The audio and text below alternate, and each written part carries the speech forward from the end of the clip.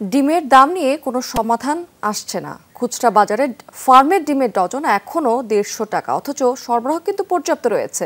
ব্যবসায়ীদের যুক্তি, 2 সপ্তাহ ধরে ডিমের বাজার চড়া, কোনো ব্যাখ্যা দিতে পারছে না এই ব্যাপারে আড়তদাররা। অন্যদিকে খামারিদের অভিযোগ, সবাই ডিম নিয়ে যখন ব্যস্ত, ফিড আর মুরগির বাচ্চার দামে কেউ নজর দিচ্ছে না।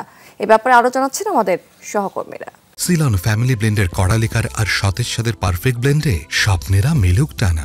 ডিম পোচ, ডিম অমলেট কিংবা সেদ্ধ ডিম, এমন শব্দের সাথে পরিচিত বাঙালিকে এখন ডিমই কিনতে হচ্ছে বেশ চড়া দামে। গত কয়েক সপ্তাহের কথাই যদি বলি, আমরা দেখতে পাচ্ছি ফার্মের যে লাল ডিম সেটি প্রায় 150 টাকা ডজন ধরে কিনতে হচ্ছে সাধারণ মানুষকে খুচরা পর্যায়ে।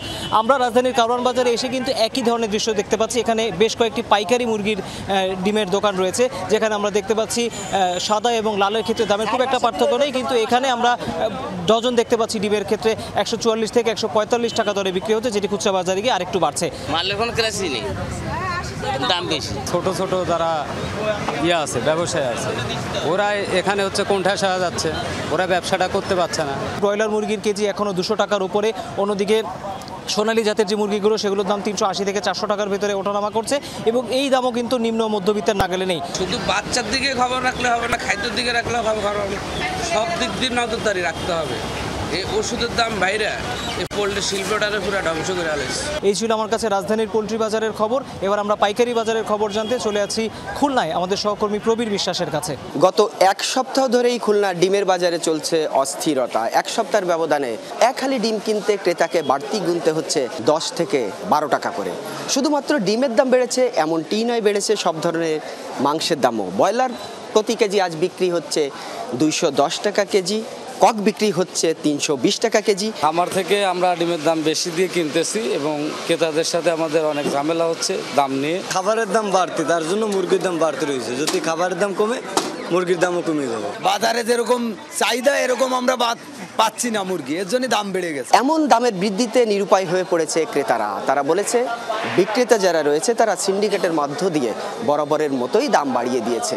হঠাৎ করে দাম বৃদ্ধিতে ক্রেতারা বিভাগে পড়ছে, আমরা বিভাগে পড়ছি, যারা দরিদ্র মানুষ তারা আরো বিপদে পড়ছে।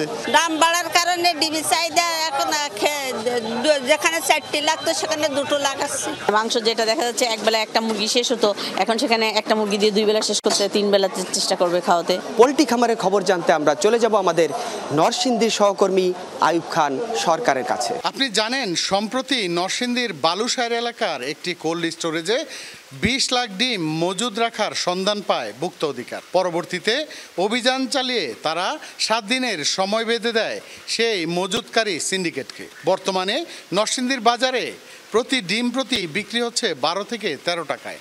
ফলে বিপাকে পড়েছেন সাধারণ মানুষ।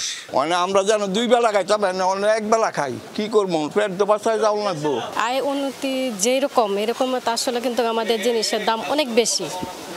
আগে নিত 120 টাকা, এখন 140 টাকা ডজন। খাদ্যের অতিরিক্ত দাম বৃদ্ধির ফলে বেড়েছে তাদের উৎপাদন খরচ। ফলে মুরগি লালন পালন এবং ডিম উৎপাদন দুটিতেই বেড়েছে খরচ। ফার্মের থেকে দাম বাড়ে, আমাদের এখানে কিন্তু সিন্ডিকেট নেই। খাদ্যের দাম বেড়ে গেছে, তারপর যেই ভ্যাকসিন প্রয়োগ করে এগুলোর দাম বাড়ছে, ওষুধ পানির দাম বাড়ছে, এই কারণে মুরগির দাম বেড়ে গেছে। নরসিংদীর পলাশ থেকে এই ছিল আমার কাছে সর্বশেষ।